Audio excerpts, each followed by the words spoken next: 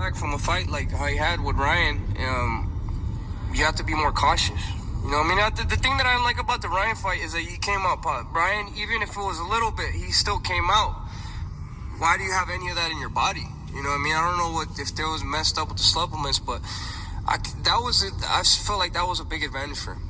It was a really big advantage. No matter what anybody says, you shouldn't have any of that stuff in your body. So, in my opinion, that helped him a lot, and it messed up Haney a little bit because it wasn't 50-50, in my opinion.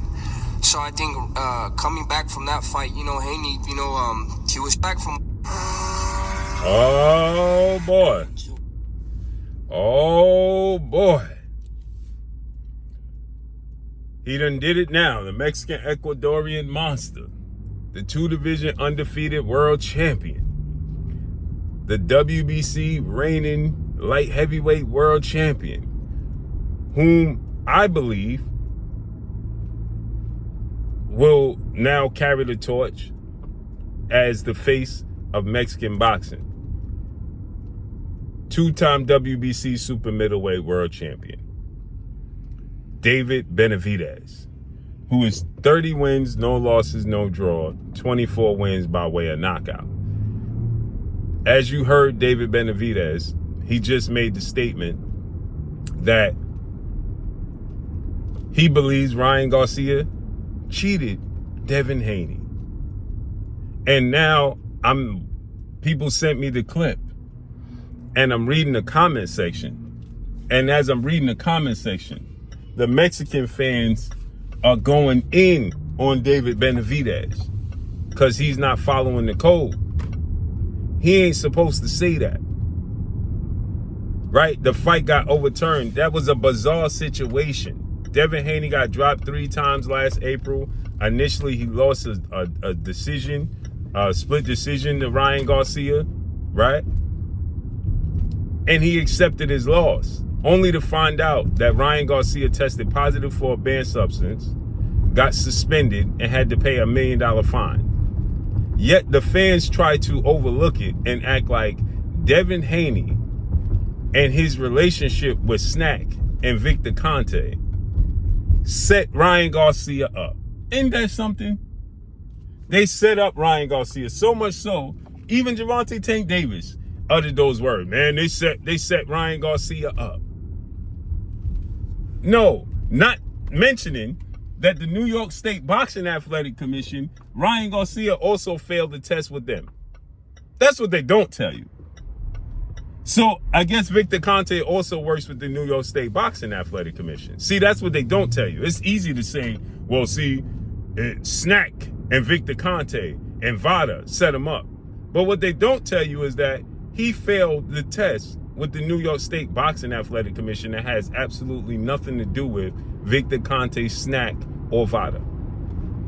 He failed their own personal private testing. And so David Benavidez, he stated that it kind of messed up Devin Haney because, see, he was trying to be coerced into saying that Devin Haney looked terrible against Jose Ramirez. He's now 32 wins, that's Devin Haney, no loss, no draw, 15 wins by way of knockout. He's an undefeated 2-division champion, undisputed lightweight, former WBC junior welterweight, and now he's going for a 3rd division world title in November on the same card as David Benavidez, November 22nd, as he's going to take on the hard-hitting highlight reel, best welterweight in the world, Brian Norman Jr., and I'm going to continue to bang that drum. Brian Norman Jr. is the best welterweight in the world. Right? And so with that said, Devin Haney came back after a year layoff from the Ryan Garcia situation. He came back, he fought Jose Ramirez in May, and he utilized the ring. He was moving around the ring. He was just boxing. It was the first time he'd been in the ring since that situation with Ryan. It was the first time he'd been in the ring since getting dropped. Right, so he had things in a year. He had things that he had to work out. Was it the most crowd-pleasing performance? No. But like Benavidez said, it's unfair to Devin Haney that he gets this criticism when Ryan Garcia is the one that cheated him and messed him up. That's a fact. But the boxing world don't like father, trainer, and manager Bill Haney and Devin Haney so much that they don't even care that Ryan Garcia cheated. And so now they mad at Benavidez for stating the truth and the obvious. They cheated this dude. And like Benavidez said, it don't matter how much was in your system. There was something in your system, period. Why is it there? It shouldn't be nothing there. See, David Benavidez can speak to this because, see, when David Benavidez tested positive for recreational D-Rugs use, everybody jumped down his throat and said, "Hey, man, he's irresponsible. He's not committed. He'll never be Canelo Alvarez." See, that's what the Mexican fans said about David Benavidez. See, he'll never be Canelo Alvarez. He's not committed. See, he ain't forget that. He ain't forget that.